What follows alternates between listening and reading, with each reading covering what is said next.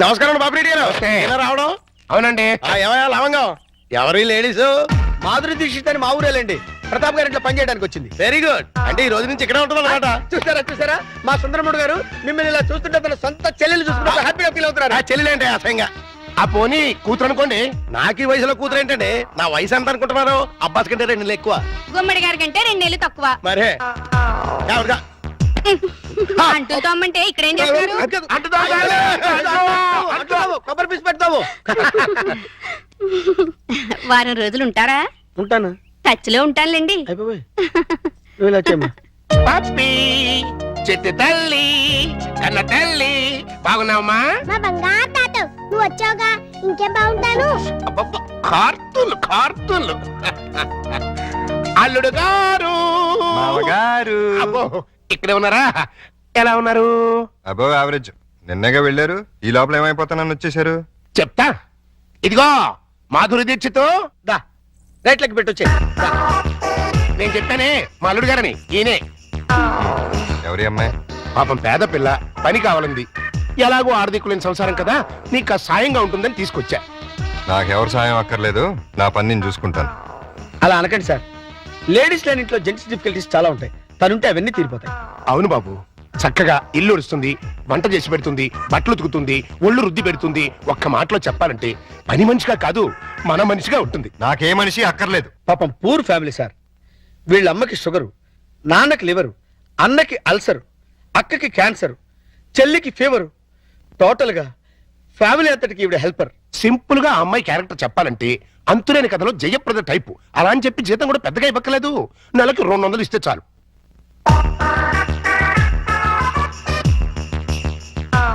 ఇదిగో తీసుకెళ్ళి. సారీ అల్లుడు, అలా ఊరికే ఇస్తే తీసుకోదు. కష్టపడి సంపాదించాలనే మోడల్. ఈ ఇంట్లో ఉండేది పప్పి నేను. ఏం పనులు ఉంటాయి ఇక్కడ? ఉన్న పనులే చేస్తుంది. కాదని కల్లుడు. సరే ఏదో ఒకటి చేయండి. అమ్మయ్యా, అల్లుడు ఒప్పేసుకున్నారా? ఇదిగో గోల్డెన్ ఛాన్స్. ఒళ్ళు దగ్గర పెట్టుకుని పంచి పైకి వస్తాం. నా టాలెంట్ మొత్తం చూపిస్తాగా. ఏం చూపిస్తావో ఏం చేస్తావో మాకు అనవసరం. నెల తిరిగేసరికి నా అల్లుడికి భార్య, మనవరాలకి తల్లివి అవ్వాలి. అమ్మా మాధురి దీక్షిత్, నేను చెప్పింది ఏంటి, నువ్వు చేస్తుందేంటి? నేనేం చేశాను? అసలు ఈ ఇంట్లో నువ్వెవరివి? పని మనిషిని. పని మనిషివే కాదు, మా అల్లుడికి పనికొచ్చే మనిషివి. ఈ వంట పనులు టెంపరరీ. టాలెంట్ మొత్తం ఒకసారి చూపించేస్తే భయపడిపోతారేమోనని ఇన్స్టాల్మెంట్స్ లో ప్రొసీడ్ అవుతున్నా. నువ్వు ఇలా ఇన్స్టాల్మెంట్ మీద ప్రొసీడ్ అవ్వు. ఈ లోపానికి 60-70 ఏళ్ళు వచ్చేస్తాయి. నువ్వు ఈ మిక్సీ పనులు ఆపేసి ఆ పనులు మొదలెట్టు. అదిగో కార్ సౌండ్ వచ్చింది, అల్లుడు గారు వచ్చినట్టున్నారు. నువ్వు ముందు పనులు తీసుకో.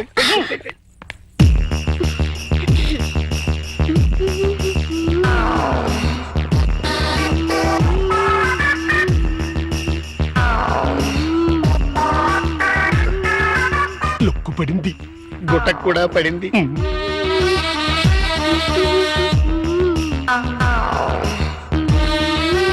వాతావరణంలో మార్పు వచ్చింది. పెనుగాళ్ళు కూడా వేస్తున్నాయి. వాయుగుండం ఏర్పడింది. తుఫాను చెలరేగింది.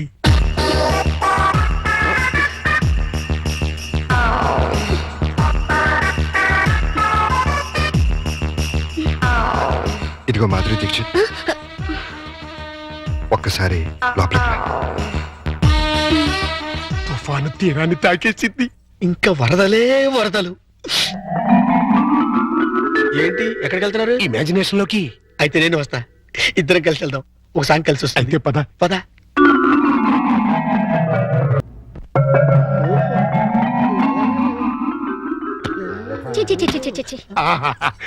మాధురి, వర్షం తగ్గిందా?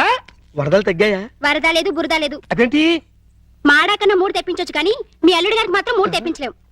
ఆయన నేనే కాదు, డాక్టర్ సమరం గారు కూడా బాగు చేయలేరు. అంటే లోపలేం జరగలేదా? చాలా జరిగింది. ఏం జరిగింది? నా ఫిగర్ చూసారా? లోపలికి పిలిచారు. అంతవరకు మేము ఫాలో అయ్యాం.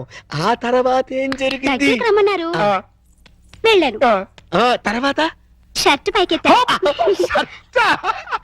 నెక్స్ట్ లుంగి లూజ్ చేస్తా, తర్వాత లోపల నుంచి మొలతాడు తీసా. మొలతాడు తిట్టి. అవును, మొలతాడు తిరిగినందుకు దానికున్న పిన్నీస్ తీసి నా చేతిలో పెట్టి బయట జారిపోతుంది పెట్టుకో అన్నారు. ఈ టాలెంట్ ఇంకెవరికైనా చూపించుంటే ఈ పాటికి ఇల్లాలనే నెల తప్పేదాన్ని వస్తా. ఇదిగో మాధురి మాధురి మాధురి ఇదేంట్రా కథట్ట అడ్డం తిరిగింది. అడ్డమైన పనులు చేస్తే ఇలాగే అడ్డం దొరుకుతుంది. ఇలాంటి పనులు చేయడానికి మీకు సిగ్గు లేదు? లేదు, నా కూతురు నిన్ను కాదని నీతో తెగదంపులు చేసుకున్న రోజున నా సిగ్గు సొగం చచ్చిపోయింది. కన్న కూతుర్ని కన్న తండ్రిని కాదనుకుని వెళ్ళిపోయిన రోజున నాలో సిగ్గు పూర్తిగా చచ్చిపోయిందయ్యా. అందుకని ఇలా డాఫర్ పనులు చేస్తారా? ఏం చేయమంటావయ్యా? వయసుండి అందముండి ఆస్తుండి అర్హత ఉండి నీ జీవితాన్ని నాశనం చేసుకుంటున్నావు. పెళ్లి చేసుకోమంటే చేసుకోనంటున్నావు. అయిన పెళ్లి చాలు. పెళ్లి అవసరం నీకు లేకపోవచ్చు, కానీ తల్లి అవసరం నా మనవరాలకుంది. నా కూతురు చేసిన తప్పుకి నువ్వు శిక్ష అనిపిస్తున్నావు, నువ్వు చేసిన తప్పుకి నీ కూతురు శిక్ష అనిపిస్తుంది. నా మాట విని పెళ్లి చేసుకో, దానికి తల్లిని తెచ్చిపెట్టు. ఆ వచ్చే తల్లి దెయ్యం అయితే నీ నీడ పడితే దేవతగా మారుతుంది. దేవతగా మారేనా? నీ కూతురు వెళ్ళిపోయింది. ఛీ! అది అసలు ఆడదే కాదు. మరో ఆడది నా బిడ్డకి తల్లి కాలేదు. ప్రతి ఆడది నా కూతురులా ఉండదయ్యా. చూడండి, నా మీద మీకు ప్రేమ ఉంటే ఇంకెప్పుడు ఇలాంటి పని పిల్లలు తీసుకొచ్చి పనికి మాల పనులు చేయకండి. అది కాదు బాబు. బాబు, ఏమండే దీన్ని బట్టి మీకు ఏమర్థమైంది? ఇతని జన్మలో మళ్ళీ పెళ్లి చేసుకోడని. అదే మరి మిడిల్ డ్రాప్ అంటే. ఏంట్రా నీ గొడవ? అల్లుడు గారు వెళ్లే ముందు డైలాగ్ వేశారు, దాన్ని మీరు క్యాచ్ చేయలేదు. ఏంటది? నా మీద మీకు నిజంగా ప్రేమ ఉంటే ఇలాంటి పని మనుషులు తీసుకొచ్చి పనికి మాల పనులు చేయకండి అన్నారు. అంటే దాని మీనింగ్ ఏంటి? ఏంటి?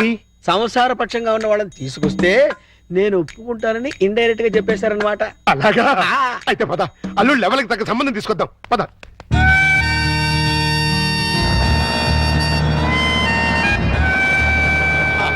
రండి రండి, మీకోసం వెయిటింగ్. Hi uncle. హాయ్, మన బాబా? కాదు, మా బాబు. అదే అదే, మీ వారు రాలేదా? ఆయన ఇక్కడ ఉండరు, దుబాయ్ లో ఉంటారు. అంటే మీరు ఒక్కరే ఉంటారనమాట. Very good. మా బాబు బబ్లు కూడా ఉంటాడు. అదే అదే, మీకేమైనా హెల్ప్ కావాలంటే చెప్పండి, చిటికలో చేసేస్తా. అంత అవసరం నాకు రాదులేండి. ఆ. సామాన్లు దించండి. అలాగే దించేస్తాం. మిమ్మల్ని కాదు, వాళ్ళని. అబ్బో, అంకల్ మీకు క్రికెట్ వచ్చా? వచ్చా? అజారుద్దీన్ కి సచిన్ టెండూల్కర్ కి కోచింగ్ ఇచ్చిందే మనం. చా అయితే కోవరేసుకోమా. చచ్చాం అనవసరంగా కమిటీ అని. కమాన్ అంకల్ కమాన్.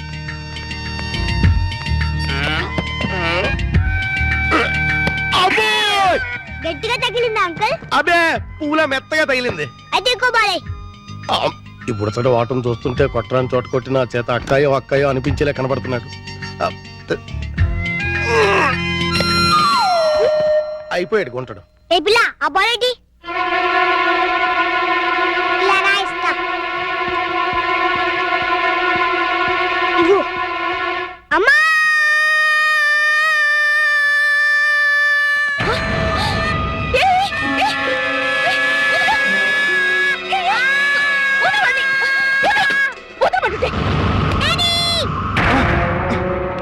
ఏంటమ్మా, ఏమైంది? అన్నం తోసేసింది. ఎవతది? ఓహో, నువ్వా? ఆహా, తమరి కూతురా?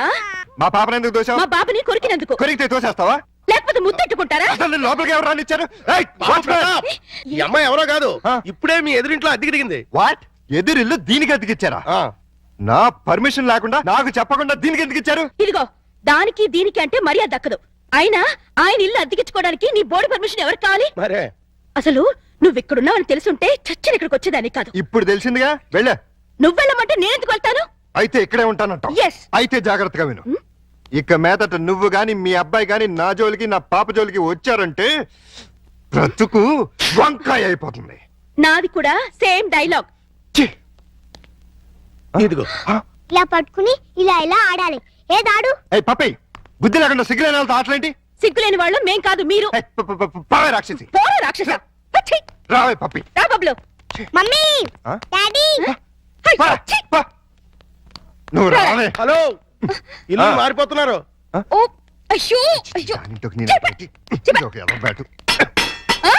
అయ్యో, బంగారం లాంటి గిన్నె ఎలా తంతున్నాడు చూడు. స్టూపిడ్. ఈ క్యారెక్టర్స్ చూస్తుంటే ఏదో ఫ్లాష్ బ్యాక్ స్టోరీ ఉన్నట్టు అనిపిస్తుంది. చూద్దాం. అల్లుడు గారు వచ్చేసారు. మ్యాటర్ లీకేజ్ అవ్వకుండా లోపలికి తీసుకు. అలాగే. ఏంటి అర్జెంట్ గా రమ్మని ఫోన్ చేసావు? ఏమైంది? చాలా ఘోరం జరిగిపోయింది బాబు. లోపల రా చెప్తాను. నమస్కారం, కూర్చోండి. వీరే మా అల్లుడు. ఇప్పటి వరకు ఆయన కల్లుడు, ఇక్కడి నుంచి మీ కల్లుడు. ఆ అమ్మాయిని తీసుకురండి. అలాగే. అమ్మాయి ఏంటి, అల్లుడు ఏంటి? నన్ను క్షమించలుడు. పెళ్లి చూపులంటే రావని ఫోన్లో అబద్ధం చెప్పి రప్పించాను. పెళ్లి చూపులా? నీకెన్నిసార్లు చెప్పదు? వద్దు, తిట్టద్దు. మీకంతగా తిట్టాలనుకుంటే సపరేట్ గా ప్రోగ్రామ్ పెట్టి తిరుగుతున్నారు. అమ్మా ఇదేనండి మా అమ్మాయి. కూర్చాలుడు. అమ్మాయికి వంట వరపు బాగా వచ్చు, చదువుకున్న పిల్ల, బుద్ధిమంతురాలు. అన్నిటికీ మించి మన పాపని తన పాపలా చూసుకుంటుంది. మిగిలిన విషయాలని మేము మాట్లాడేసుకున్నాం. నువ్వు అంటే ముహూర్తం పెట్టిచ్చేస్తా. నీ పేరేంటి? శారద, నీ వయసు ఎంత? 16 సంవత్సరాలు. 16 ఏళ్ల వయసులో శ్రీదేవి టైప్ అన్నమాట. నువ్వు నోర్మే. నా వయసు 32 సంవత్సరాలు, నీకంటే 16 ఏళ్ల పెద్దవాణ్ణి. మనిషి సగటు జీవితం 60 ఏళ్ళైతే నీకు 44 వచ్చేసరికి నేను చచ్చిపోతాను. ఆ తర్వాత నువ్వు 16 ఏళ్ళు విడోగా బ్రతకాలి. నాకు పెళ్లి కొత్త కాదు, పెళ్ళాం కొత్త కాదు, శోభనం కొత్త కాదు. పైగా 5 ఏళ్ల కూతురుంది. ఇప్పుడు చెప్పు, నన్ను చేసుకోవడం నీకు ఇష్టమా? దాని ఇష్టమే ఉంది బాబు, మేము ఒప్పుకున్నాగా. నా కట్నం ఎంత ఇద్దాం అనుకుంటున్నారు? డబ్బు బంగారం కలిపి 5 లక్షల దాకా ముట్ట చూద్దాం బాబు. 5 లక్షల కట్నం ఇవ్వగల స్తోమత ఉంది.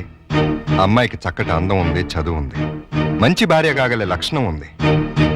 ఇన్ని ఉండి నాలాంటి సెకండ్ హ్యాండ్ వాడికి కట్టబెడతారా? 16 ఏళ్లకి పెళ్లి చేయటం చట్టవిరుద్ధం. అందులోనూ పెళ్ళాం వదిలేసి నన్ను చేసుకోవటం లోక విరుద్ధం. చిన్నప్పటి నుంచి మీ కూతుర్ని ఎంతో ప్రేమగా చూసుంటారు. ఏది కావంటే అది ఇచ్చుంటారు. ఏ లోటు రాకుండా అపురూపంగా చూసుకుని ఉంటారు. ఇన్ని చేసినాళ్ళు ఒక్క జీవిత భాగస్వామి విషయంలోనే ఎందుకండి ఇంత దారుణమైన నిర్ణయాలు తీసుకుంటారు? కూతురంటే గుండెల మీద కుంపటని ఫీల్ అయి ఎవడో ఒకడికి ఇచ్చి కట్టబెట్టి బాధ్యతను తీర్చేసుకోవాలనుకునే మీలాంటి తల్లిదండ్రుల వల్లే పెళ్లిళ్ళు పెటాకులై జీవితాలు నాశనం అవుతుంది. అలాంటిదేం లేదల్లుడు, ఈ పెళ్లి అమ్మాయికి ఇష్టమే. ఖచ్చితంగా ఇష్టం ఉండదు. నాలాంటి పెళ్ళైన బిడ్డ తండ్రిని ఏ కళ్ళు పిల్ల కోరుకోదు. ఆడదానికి కూడా ఒక మనసు ఉంటుంది, ఆశ ఉంటుంది, ఆశయం ఉంటుంది. అది అర్థం చేసుకోకుండా భయపెట్టో బలవంతం పెట్టో పెళ్లి చేస్తే నీ కూతురులానే ఈ కూతురు తయారవుతుంది. మీరు నిజంగా అమ్మాయికి కన్న తండ్రి అయితే బాగా ఆలోచించి తనకు నచ్చిన సంబంధం చేయండి. చేత కాకపోతే చెప్పండి, నేను చేస్తాను.